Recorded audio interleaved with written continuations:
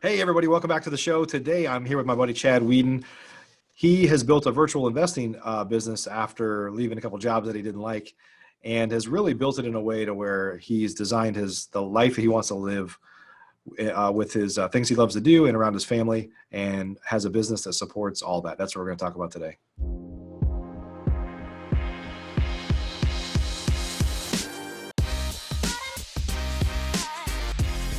Professional real estate investors know that it's not really about the real estate. In fact, real estate is just a vehicle to freedom. A group of over 100 of the nation's leading real estate investors from across the country meet several times a year at the InvestorFuel Real Estate Mastermind to share ideas on how to strengthen each other's businesses, but also to come together as friends and build more fulfilling lives for all of those around us. On today's show, we're going to continue our conversation of fueling our businesses and fueling our lives. I'm glad you're here.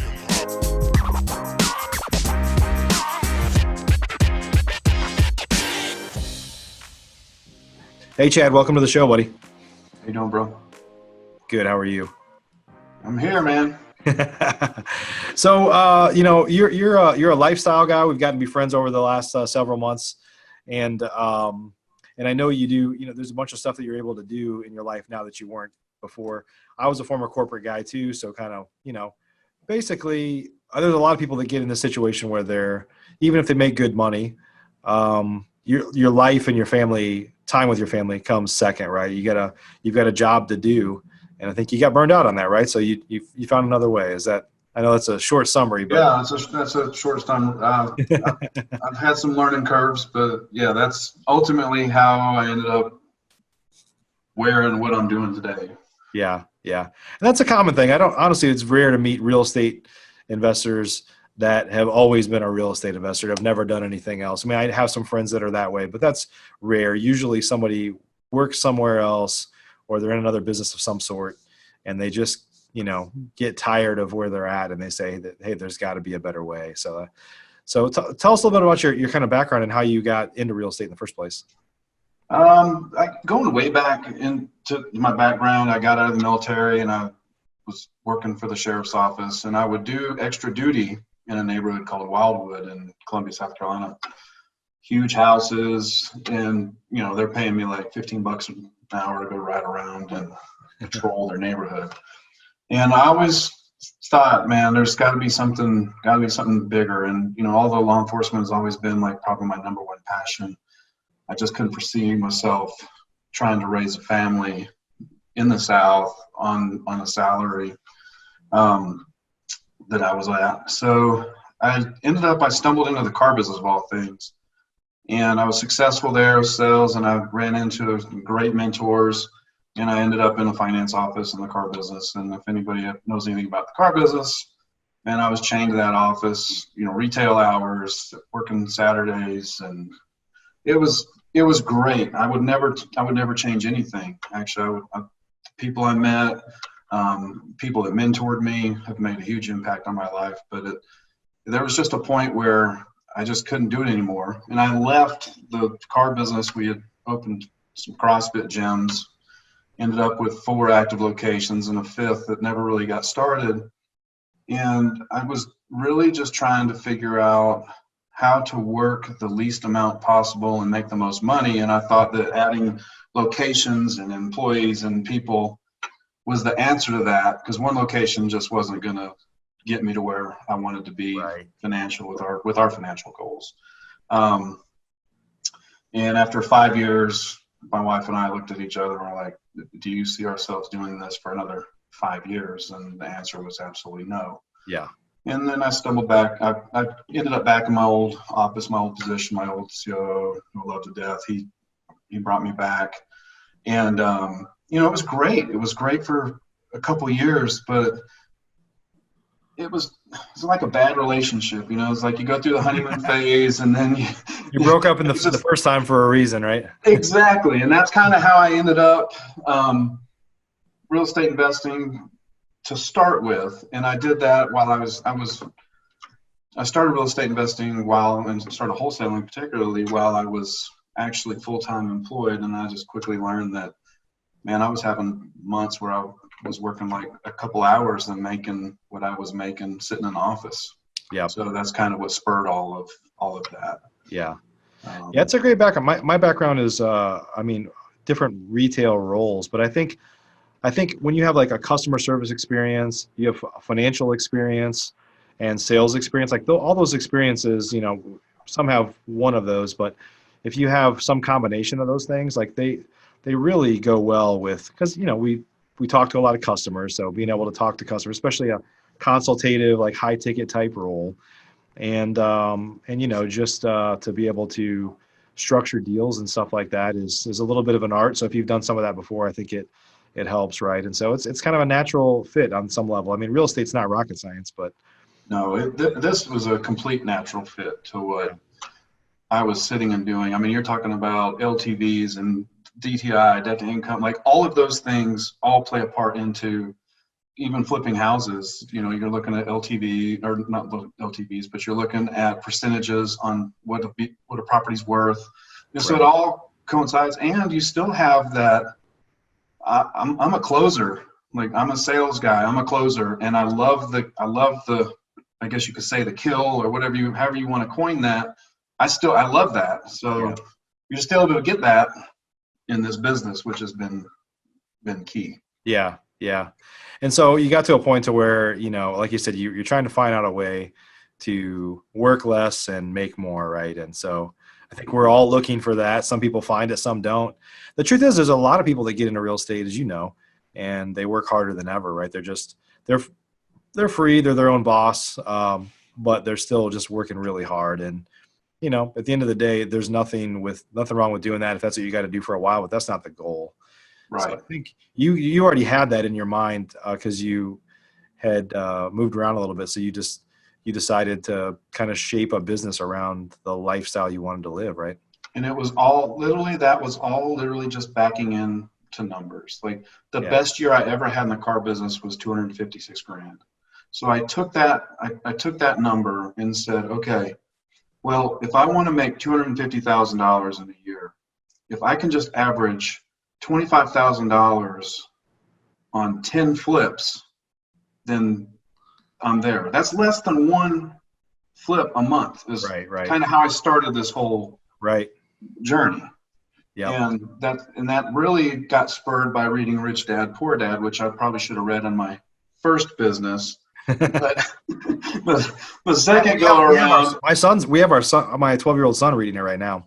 Oh, that's awesome. Yeah. So my second go around, there was a chapter in there, and I don't remember what chapter it is or anything like that. But the one thing that stuck out of that book for me was, man, I'm assigning contracts on cars to banks as a finance manager in this office, and you can do that on real estate, not just houses, but land and condos or whatever it is.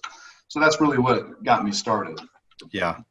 In the real estate business. And so you live in Denver, but you invest in South Carolina primarily. So how did that come about? Well, my wife will tell you that I told her I took a job, and we moved just last minute, like within about a month. I took a job, and she would say that I just went to Starbucks and sat there all day and never really had a job. But the truth of the matter is I've been with one company in the car business since 2003. And I've never been a job jumper. So I was very skeptical on even taking another job at another dealership in the first place. And I packed up and moved. I told my wife I was going to do 2 to 3 years of jail time. I called it jail, just to get situated here in Denver. But long story short, 3 weeks into the move, or the new transition into that new office, the place just ended up being a total shit show. And I was already making good money wholesaling and had started doing some flips at that point. And so I just, Saturday afternoon, I showed up at home one day, and my wife was like, what are you doing here? It's 1:30 in the afternoon. You just left for work 2 hours ago. And I was like, oh, I'm not feeling good. And, she's like, bullshit. You quit, didn't you? And I was like, yep. And that's kind of how it all started. So I was forced to have to build my business virtually, literally, because I had stopped, we've talked before, I turned off my marketing when we moved for like 2.5 months. 1 month, I turned it off just because we were packing up and it was a mad dash. We had to be here in 30 days. And then I was starting a new, same systems and same thing, but a new company.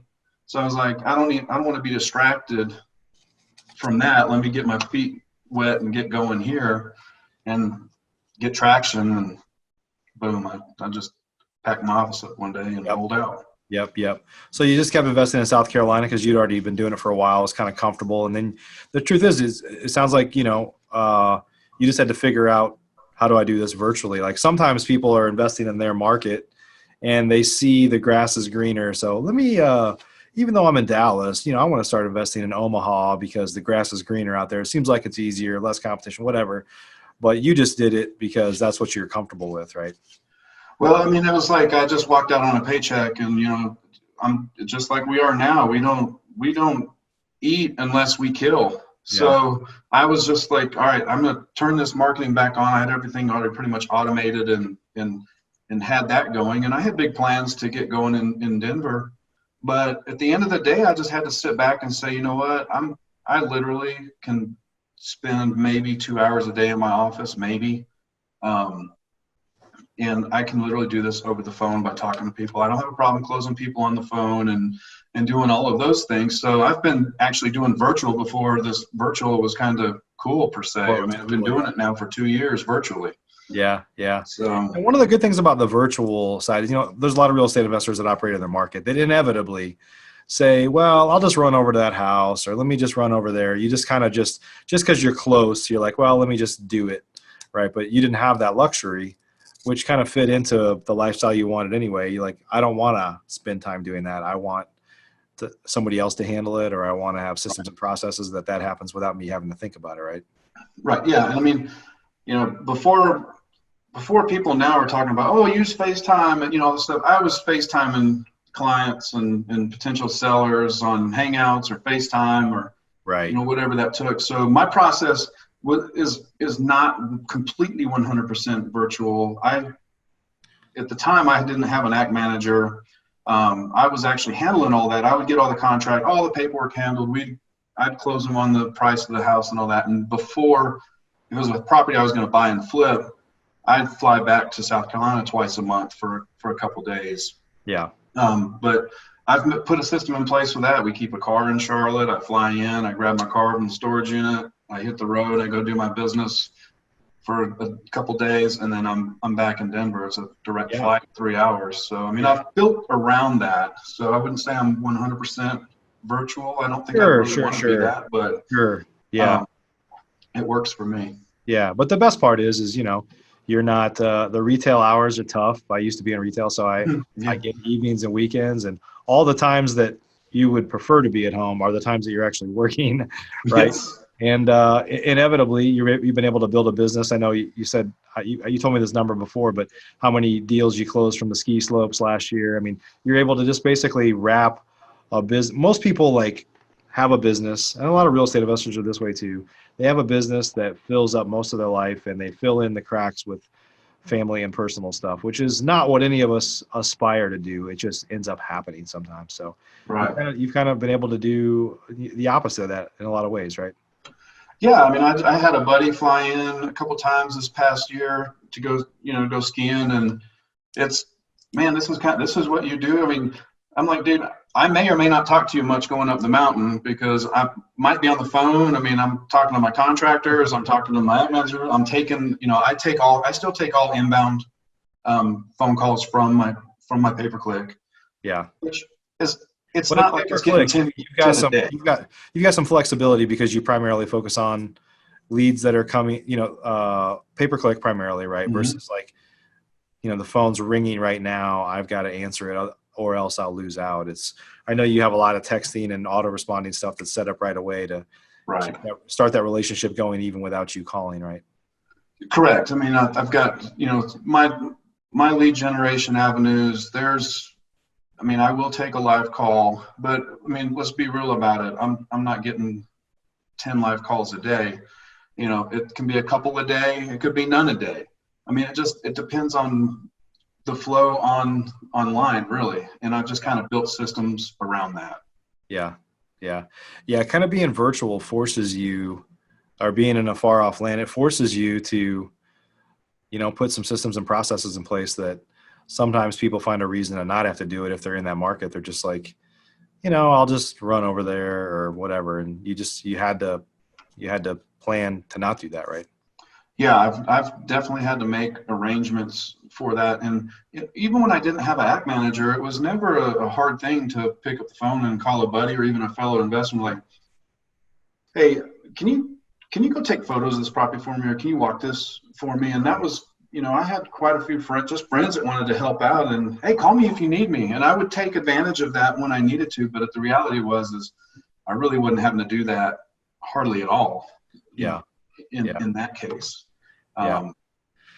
And it's just a matter of being able to, my number one suggestion to folks when they're always asking me is, like, I don't care what business you have. If your sales ability if it's not dialed in, the sales ability, you're going to really struggle to make money. Because at the end of the day, we are still in sales. It can be packaged a million different ways, but at the end of the day, it's still talking to people. It's figuring out how you can solve problems, but you also have to sell them and close them on why you're wanting to buy their property.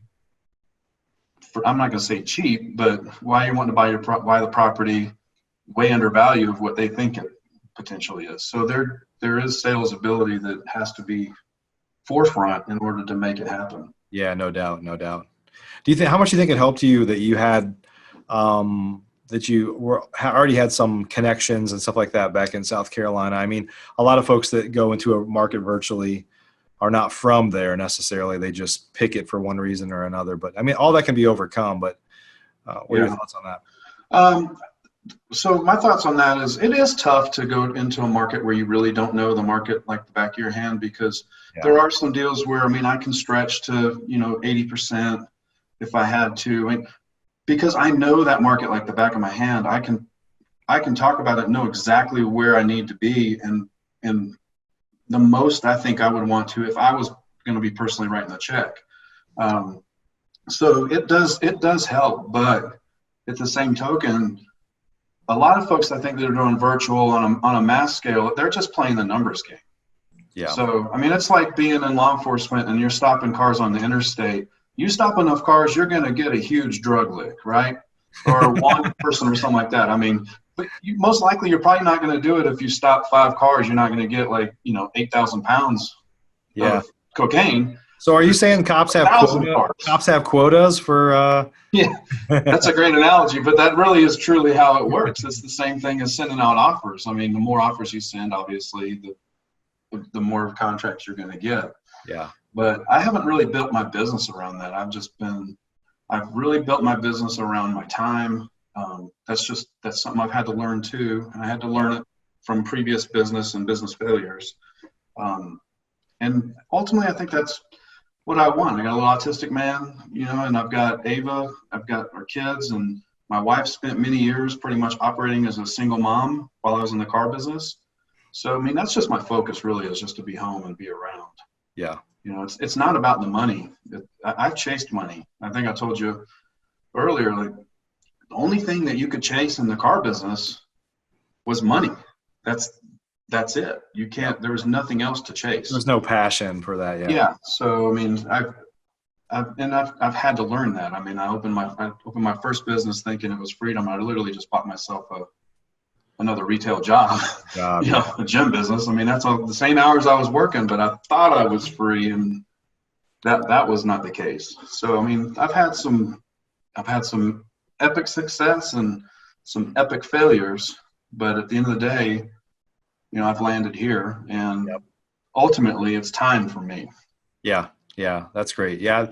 We all aspire to get there. So I'm glad you found it earlier than many do, but of course, people that find it, ultimately it's through trial and error, right? You just get to a point to where you're just like, and I think a lot of people right now during this downturn with COVID and all that, I think a lot of people are having the opportunity to reflect and say, what can I make better? What can I do better? Am I enjoying what I do? And so I think sometimes we have a chance to think about that on the weekends or here and Right. there, but there's kind of some extended times where people can reflect a little bit more now, or if you're not, you should be doing that right now to say, where am I in conjunction to my goal, and how can I get there faster, or how can I blow that out of the water, Oh, absolutely. I mean, I just had a conversation with a good buddy we were on the phone probably an hour today. And that's one of the things that was one of the things I said. I was like, being home and being able to just do what you want to do is worth way more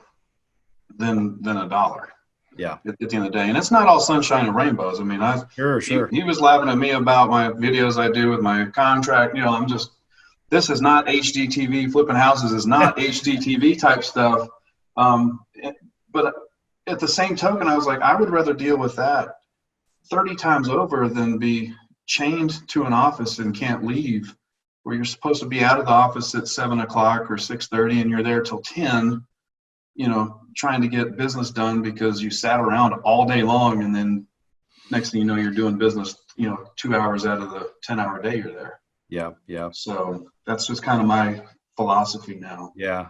No, that's awesome. I think everybody aspires to get there. Some never do. And some definitely do. So, well, Chad, you joined us at InvestorFuel last fall, I think after the $1 million meeting, right? You came to the $1 million meeting and then joined, that was September, and then joined us right afterwards. So what has been being a member of InvestorFuel, like how has that impacted you or your life or your business? Like, can you maybe share your experience? Man, I've got, it's not just business, but I've got friends. I mean, I talk to people daily, weekly. I mean, long before we started doing these happy hours with the COVID stuff. But that's probably the number one mistake I made in my first business was I did not get into a mastermind or into a group where it's like-minded and people are kind of dealing with the same stuff you're dealing with. Because let's be real, when we're talking to our friends outside of this business and you're bitching about making 20 or 25 grand or this, like, people just don't get it. Like, it's like fogs over them. So it's great to be around other people that are dealing with some of the same business challenges. It's great to be around people that are above where you are. It's also been great for me to figure out, like, InvestorFuel coming was like, I was coming into InvestorFuel, I'm like, man, I want to do 100 deals a year. But, now it's more like, I'm kind of like lifestyle. Like, I'm kind of like you've said, I mean, you've talked to me about this a million times, like, you're kind of like more of a lifestyle guy. I don't want to be told or have to be responsible for having to be somewhere at a specific time. Like, I'm just out there, but I'm focused, but I don't want to be tied down to anything. Yeah. So it's been great on that aspect to be around other people that think like me too. So yeah, I think the reality is it's not about units. It's ultimately not about dollars. I mean, we all want to make more money. But it's ultimately about building a life that we enjoy and love. And, some people are chasing units and dollars and stuff so much that other parts of their life fall apart. That's not good either. Right. So you got to have a balance for sure. Yeah, I mean, obviously you have to have dollars to stay in business, but you also have to have time for your sanity. So it's a balance for sure. Yep. Awesome. Well, Chad, if folks wanted to learn more about you or connect, like, where could they go? Easiest place is find me on Facebook and Instagram. I'm trying to get my Instagram game up, but Flipping Chad on Instagram and Facebook, and then email fusionrealestateinvestments@gmail.com. You can get me by email, and I'm not sure I want to put my cell out on. You don't have to do that, dude. On You don't have to do that. We'll let people connect with you on. You've got a life to live. You don't want to put your. No, we'll put links for your social media stuff down below if anybody wants to connect with you. So cool, man. Well, definitely appreciate you joining today, and thanks for sharing your story, and thanks for being an inspiration. I mean, at the end of the day, like, a lot of people work really, really, really hard, and again, if that's where you're at, if that's the season of your life you're in, there's nothing wrong with that, but that can't be 4 seasons. It can't be. No, I mean, that's not the goal. No, and we work hard. I mean, Oh but yeah, I know to you do. me, working is like if I'm skiing and I'm taking calls or whatever. I mean, I'd rather be doing that than sitting around twiddling my thumbs. So It's on your terms. Yeah, you just kind of you like, you know, it's very different than the retail business for sure, where you're isolated on the best times of your life, the best times of your week and your day, right? right. Very different. Yeah. Yep. Cool, buddy. Well, thanks for sharing your story with us today. Yeah, man. Well, we'll see you. I guess we'll see you next week. Yeah, At we'll some point. see here.